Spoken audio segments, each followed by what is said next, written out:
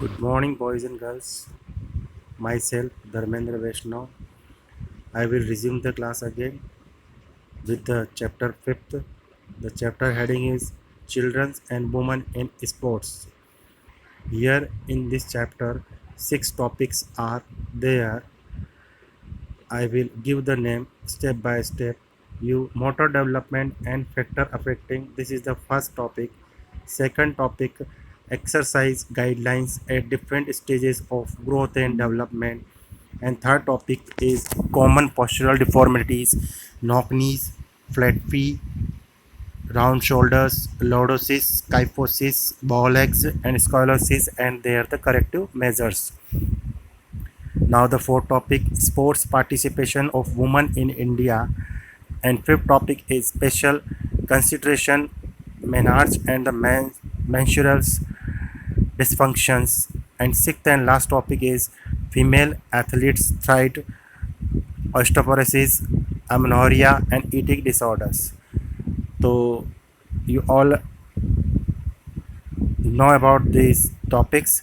So we will take the first topics today: motor development and factor affecting it. This topic is taken by the new edition 2020. The book name is APC Publication Introduction to Physical Education Part A Theory, and the writer is VD Sharma and Virender Singh. So you all will purchase this book, new edition book from the market. Okay, now we will start our chapter. Physical education and sports play the fundamental role in developing the motor skills of child and facilitating and psychological development. कहने का मतलब एक physical education और शारीरिक शिक्षा जो है वो एक बच्चे के जीवन में उसके सैद्धांतिक मूल्यों को डेवलप करने में मदद करता है। साथ ही साथ उसके अंदर जो गामक क्रियाएं होती है या जो भी वो व्यक्तिगत क्रियाएं करता है बचपन से, वो उसको आगे बढ़ने में मदद करती है, उसके शारीरिक क्षमताओं को बढ़ाने में मदद करती हैं। Now the participating in sports disciplines a child and max him and her self reliant and responsible. जब बच्चा स्पोर्ट्स में पार्टिसिपेट करता है या भाग लेता है तो उसके अंदर अनुशासन की भावना पैदा होती है और उसके साथ ही साथ एक बच्चे के अंदर सेल्फ रिलायंट यानी अपने आप पर आत्मविश्वास बढ़ता है और साथ ही साथ उसके अंदर जिम्मेदारी का एहसास भी उसको होना शुरू होता है। The child develop important value like team spirit. बच्चे के अंदर जो विभिन्न प्रकार की जो डेवलपमेंट होते हैं उसमें उसके अंदर टीम स्पिरिट यानी खेल भावना का विकास होता है। ऑनेस्टी, ईमानदारी, सेक्रीफाइस, अपने आप को समर्पित करना, एंड फेयर प्ले, एक साफ़ सुथरा गेम खेलने के प्रति वो प्रेरित होता है। He or she also learn to face competition in life and handle victories and defeats with equal spirit। चाहे वो लड़का हो चाहे लड़की हो, वो सभी कंपटीशन यानी प्रतियोगिताओं को, प्रतिस्पर्धाओं को जीवन में फेस करने की क्षमता प्राप्त करते हैं और साथ ही साथ उनको जीत और हार दोनों के प्रति अपनी जो संवेदना होती है या अपना जो बिहेवियर होता है उन दोनों को वो स्वीकारना सीखते हैं। चाहे जीत मिले चाहे हार मिले, दोनों को वो सहज स्वीकार करना सीखते हैं। नाउ वी विल टेक या we will come to the point, motor development in childrens and factor affecting it. तो here is the definition of motor development according to mister Adolph Wedge and Marin. Motor development refer to change in children. Adolph Wedge और Marin के अनुसार गामक विकास, जिसे हम motor development के नाम से जानते हैं, का अर्थ है शिशु द्वारा अपनी शारीरिक गतियों को नियंत्रित करने की क्षमता, यानी एक बच्चे द्वारा अपने जो बॉडी मूवमेंट्स हैं उनको कंट्रोल करने की एबिलिटी एक बच्चे के अंदर जो बनती है। From infant first spontaneous waving and kicking movements to the adaptive control of reaching, locomotions and complex sports skill। यह शिशु के सहज रूप से हाथ हिलाने, पैर मारने से प्रारंभ होकर चलने फिरने और जटिल खेलकूद कौशल को नियंत्रित अनुकूलन होती है, यानी कि इन सब कामों को करने में बच्चा सक्षम हो पाता है। Now we will take the first line of first topic paragraph. Motor development simply means the development of child bones and muscles and the ability to move around.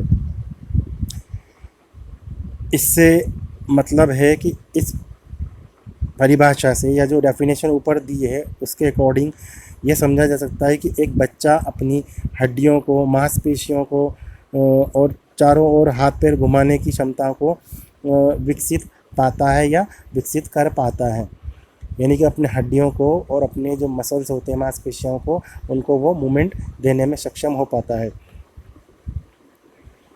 Now water development in children take place slowly and gradually.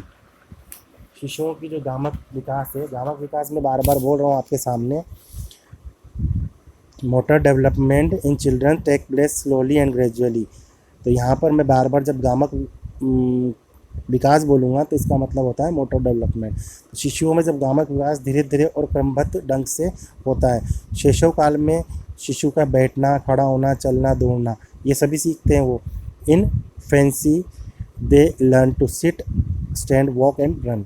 जैसा कि मैं बता चुका हूँ अभी कि शैशव काल में या बाल्यावस्था में बच्चा बैठना, उठना, चलना और दौड़ना सीख पाता है। All this happens in the phase manner as the muscles and nerve controlling such movements develop slowly with the age. यह सब एक क्रमबद्ध रूप से होता है, यानी सिस्टमेटिक रूप से होता है, क्योंकि इस प्रकार की गतिविधियों को नियंत्रित करने वाली मांसपेशियां, तंत्रिकाओं का विकास आयु के साथ धीरे धीरे होता है।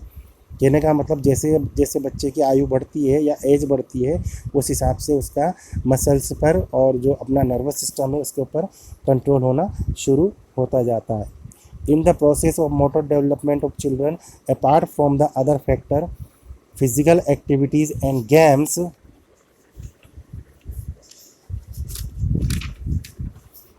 Have a special role. ये कह रहा है कि शिशुओं के गामक विकास की प्रक्रिया में अनेक गतिविधियों के अतिरिक्त शारीरिक गतिविधियां, जो बच्चा फिजिकल एक्टिविटीज़ करता है, या खेलों की भी एक विशेष भूमिका रहती है। तो from a biological point of view, अगर हम जैविक दृष्टिकोण से देखें तो play is merely a bodily activity in which children engage to be physically active, strong and healthy. खेलों को केवल शारीरिक गतिविधि कहा जाता है जिसमें शिशु सशक्त और स्वस्थ रहने के लिए क्रियाशील रहते हैं। मतलब बच्चे अपने आप को मजबूत बनाने के लिए और अपने आप को हेल्दी रखने के लिए वो हमेशा एक्टिव रहते हैं। Which childrens engage to physically active and strong and healthy.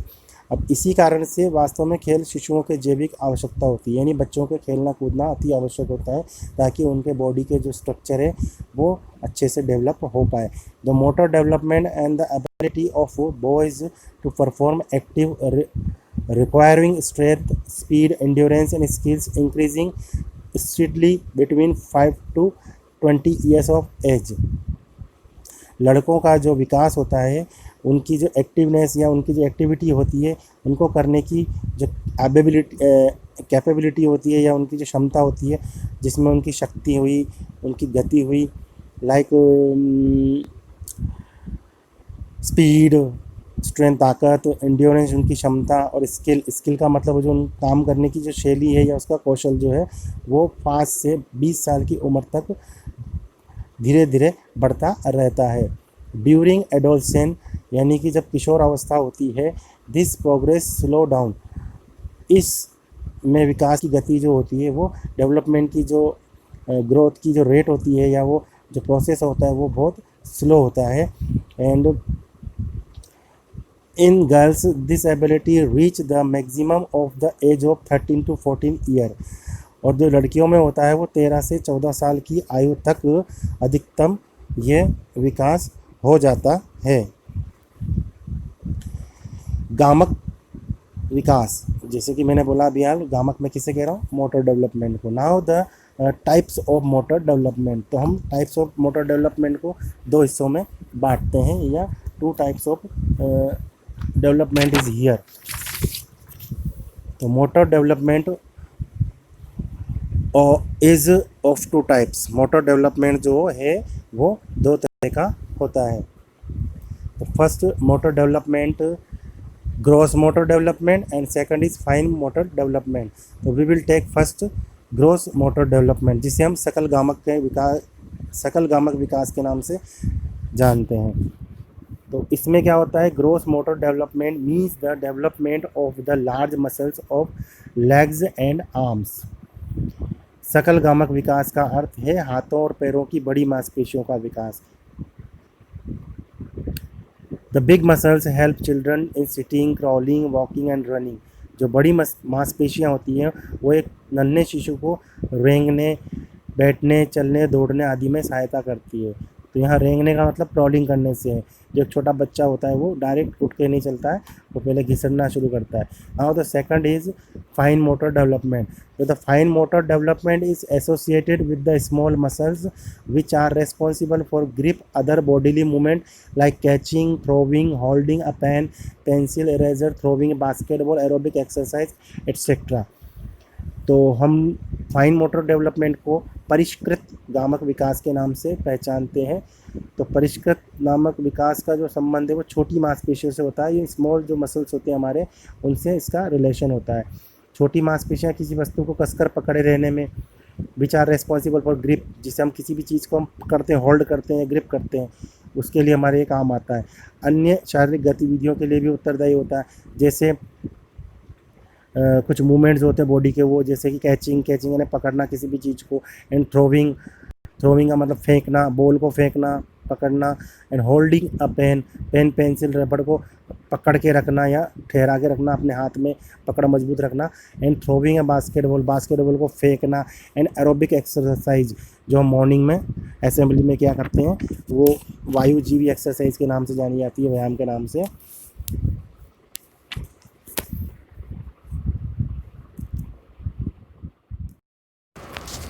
Now we will come to the our next point, जिसे कि हम stage of motor development during the childhood age के नाम से जानते हैं। In this topic motor development in childrens take place at fast pace. बच्चों में जो गामक विकास होता है, जिसे मोटर डेवलपमेंट के नाम से जानते हैं, बाल्यावस्था में विकास के 3 प्रमुख चरण माने गए हैं, जिसके अंदर बहुत तेज़ी से बच्चे का विकास होता है। तो इनको 3 भागों में वर्गीकृत किया गया है। तो I will give the name 3 stages here. The 3 main stages of motor development during the childhood age, ranging from 0 to 12 year. 0 से 12 साल की उम्र तक इस रेंज को माना गया है, बाल्यावस्था की रेंजेस को माना गया। तो they are early childhood age 2 to 6 year, जिसे हम प्रारंभिक बाल्यावस्था के नाम से जाते हैं, 2 से 6 साल तक के आयु तक। इसके बाद होता है मिडिल चाइल्डहुड, जिसे मध्यम बाल्यावस्था माना गया है, 7 से 10 साल की उम्र तक। और लास्ट में जो होता है वो लेट चाइल्डहुड एज, जिसे हम 11-12 वर्ष की आयु तक काउंट करते हैं। तो we will take the first stage, early childhood age. The period from birth to 2 year is called infancy. जन्म से 1 वर्ष तक का समय शैशवावस्था कहलाता है या बाल्यावस्था कहलाता है। The period after infancy after 2 to 6 year is called early childhood age. शैशवावस्था के बाद यह समय अर्थात 2 से 6 वर्ष तक की आयु का समय प्रारंभिक बाल्यावस्था के नाम से जाना जाता है। This stage is marked by the rapid development of motor skills. गामक कौशलों का तेज़ी से विकास इस अवस्था की विशेषता है, यानी कि इस उम्र में बच्चे के अंदर जो डेवलपमेंट होता है किसी भी काम को करने का या स्किल्स को डेवलप करने का, वो बहुत तेज़ी से होता है। In this stage the child learn various movement such as running, jumping, throwing and climbing. इस अवस्था के बच्चे जो होते हैं वो विभिन्न गतिविधियों को या एक्टिविटीज़ को बहुत जल्दी से सीखते हैं और करते भी हैं, जिसमें अभी मैंने नाम बताया, रनिंग दौड़ना, जंपिंग कूदना, थ्रोविंग किसी चीज़ को फेंकना, और क्लाइंबिंग कहीं भी चढ़ जाना, अलग अलग जगह पर, पेड़ों पर, कहीं पे छतों पर, कहीं भी जो बच्चे चढ़ते हैं वो फटाफट क्लाइंबिंग के काम सीखते हैं। ही और शी में also swim, perform basic dance step, gymnastic also. इस अवस्था में वह तैर भी सकते हैं और नृत्य और जिम्नास्टिक आदि की आधारभूत मुद्राओं को भी वो कर पाते हैं, आसानी से कर पाते हैं। Now we will discuss about the middle childhood age, जिसे हम मध्यम बाल्यावस्था के नाम से जानते हैं। This period starts after early childhood age and continues till 10 years of age. इस अवस्था में प्रारंभिक बाल्य अवस्था के बाद के आरंभ होती है, मतलब यह अवस्था प्रारंभिक बाल्यावस्था के बाद आरंभ मानी जाती है, जो 10 वर्ष तक की आयु तक रहती है। In this stage hand eye coordination develop. इस अवस्था में बालक के हाथ और आँख के तालमेल को बहुत अच्छी तरह विकसित किया जाता है, या बच्चा इस दौरान अपने हाथों के और आँखों के तालमेल को बड़ा अच्छे से विकसित कर लेता है। The motor skills are also practised and perfect. बालक द्वारा जो विभिन्न प्रकार की जो टेक्निक्स होती हैं या स्किल्स होती हैं वो प्रैक्टिस के द्वारा वो परफेक्टनेस प्राप्त कर लेता है। The child at this stage become fond of playing and competing in various sports competition. बालक द्वारा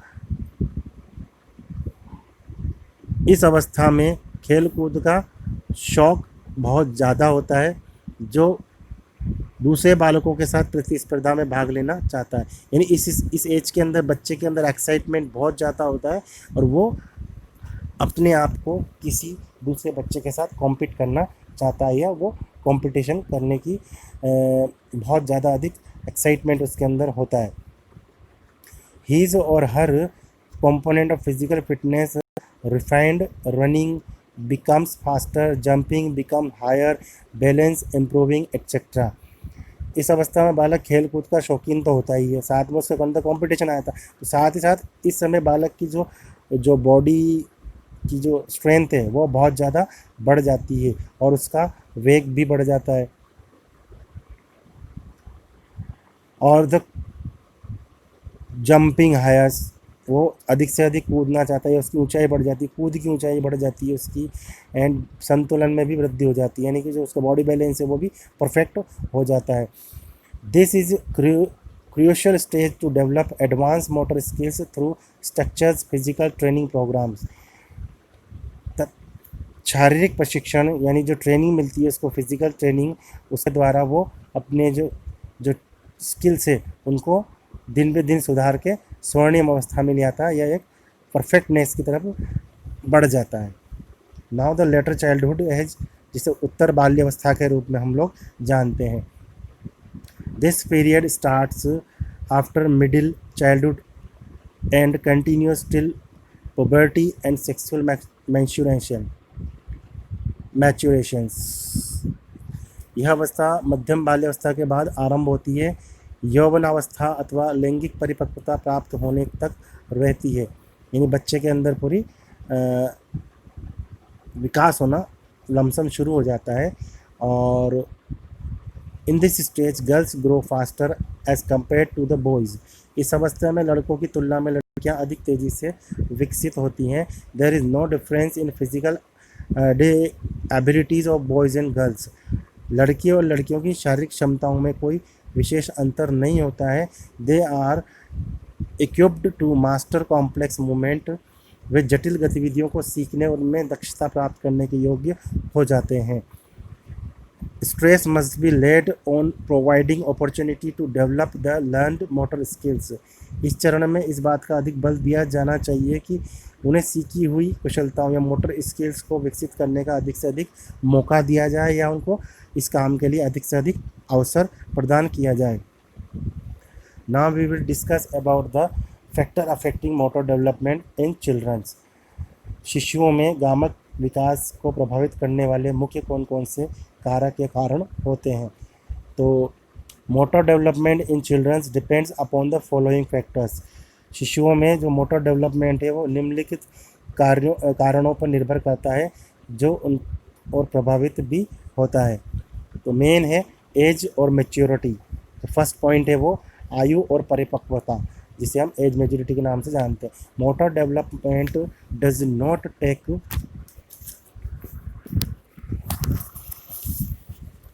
प्लेस ओवर नाइट। गामक विकास रातों रात नहीं होता है। It take place gradually in phase as a child grows. इस प्रकार का विकास आयु वृद्धि के साथ धीरे धीरे और नियमित क्रम से होता है। Infancy and preschools year are a period of rapid motor development. शैशव अवस्था और विद्यालय प्रवेश से पूर्व के वर्ष शीघ्र गामक विकास के वर्ष होते हैं। However it slow down in later years. मोटर डेवलपमेंट की गति बाद में धीमी हो जाती है। Late childhood and adolescence are period of consolidations and therefore growth and motor development are slow in these periods. बाल्य अवस्था का अंतिम चरण तथा किशोर अवस्था का अंतिम चरण ग्रहण किए गए प्रभावों को दृढ़ करने का समय होता है। इस कारण वृद्धि और मोटर डेवलपमेंट धीमा हो जाता है। यानी इस उम्र के अंदर बच्चे के अंदर जो ग्रोथ होती है वो दृढ़ निश्चय करने का समय होता है, लेकिन इसमें वृद्धि और विकास थोड़ा धीमा हो जाता है। नाउ द जेनेटिक इन्फ्लुएंस, जिसे आनुवंशिक प्रभाव भी मानते हैं। Genes and hereditary qualities affect the motor development of individual. वंश प्रारूप जीन्स एंड आनुवंशिक गुण व्यक्ति के गामक विकास को भी प्रभावित करते हैं। They set limited for the development of motor ability in future even if environmental factors such as diet exercise etcetera are available adequately. यदि पर्यावरण कारक जैसे आहार, वायु, व्यायाम आदि पर्याप्त मात्रा में उपलब्ध हों, तब भी आनुवंशिक गुण भविष्य में व्यक्ति की गामक कुशलताओं के विकास की सीमाएं तय कर सकते हैं। मतलब खाना पीना, व्यायाम और आहार अगर सब सही ढंग से मिलता रहे तो वो भी हमारे मोटर डेवलपमेंट को इफेक्ट करता है। Now the nutrition. Nutritious food help in promoting promoting motor development. ये कह रहा है कि वंश प्रारूप पौष्टिक आहार गामक विकास के पौष्टिक आहार हमारे मोटर डेवलपमेंट में विशेष सहायता करता है। Energy is an essential requirement for the muscular activity. ये कह रहा है आहार से प्राप्त ऊर्जा मांसपेशी गतिविधियों के लिए अति आवश्यक होती है। यानी हम मसल्स पावर के लिए हमें जो विशेष न्यूट्रिशन की आवश्यकता होती है। दस nutritious food not only help in performing muscle activity but also promote the growth of muscles and the development of the motor ability. कहने का तात्पर्य इस कारण पौष्टिक आहार से न केवल मांसपेशियां कार्य में सहायता करती है, जो हमारे मसल्स हैं वो अच्छे से हमें हेल्प करते हैं, बल्कि हमारे मसल्स हमारे मोटर डेवलपमेंट में भी और हमारे जो मसल्स डेवलपमेंट में या हमारी ग्रोथ में भी विशेष बढ़ावा देते हैं। Now the motivation. मोटिवेशन का मतलब होता है प्रेरणा। Encouragements, love and the security motivate children to take a risk and participate activity in sports। ये कह रहा है कि प्रोत्साहन, प्रेरणा तथा सुरक्षा बालकों को विभिन्न खेल कूदों गतिविधियों में भाग लेने और जोखिम उठाने के लिए प्रेरित करते हैं। This effort lead to better sensory development of the children, which is the prerequisites of the motor development। इससे बालक खेलकूद गतिविधियों में सक्रिय दिखाते हैं, उनके गामक विकास को प्रभावित करता है। इस प्रकार के प्रयासों से बालक सेंसरी विकास होता है जो गामक विकास के लिए आवश्यक है। प्रोत्साहन, प्रेम और सुरक्षा पाकर बालक विभिन्न क्रियाकलापों में भाग लेते हैं, जिससे उनके गामक विकास में वृद्धि होती है, यानी कि मोटर डेवलपमेंट में उनकी वृद्धि होती है, उनकी स्किल डेवलप होती है। Now the practice activity help in the developing skill voluntary movements. शिशुओं का गामक विकास उनके विद्यालय, घरों, आसपास पड़ोस में खेलकूद के अवसरों तथा सुविधाओं से बहुत प्रभावित होता है।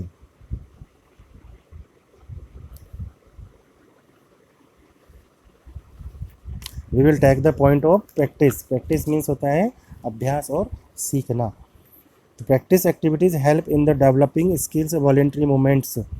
गतिविधियों का अभ्यास ऐच्छिक कौशलपूर्ण गतिविधियों को विकसित करने में सहायता करता है। Through the practice childrens are able to master control coordination of body movements. अभ्यास द्वारा बालक शारीरिक गतिविधियों में नियंत्रण, समन्वय की दक्षता को प्राप्त करते हैं। इसके अतिरिक्त उनमें सामने का वो लक्ष्य प्राप्त नहीं होने के कारण वे अभ्यास करना पसंद करते हैं। उनका गामक विकास होता है, जिससे कि उनका जो मोटर डेवलपमेंट होता है।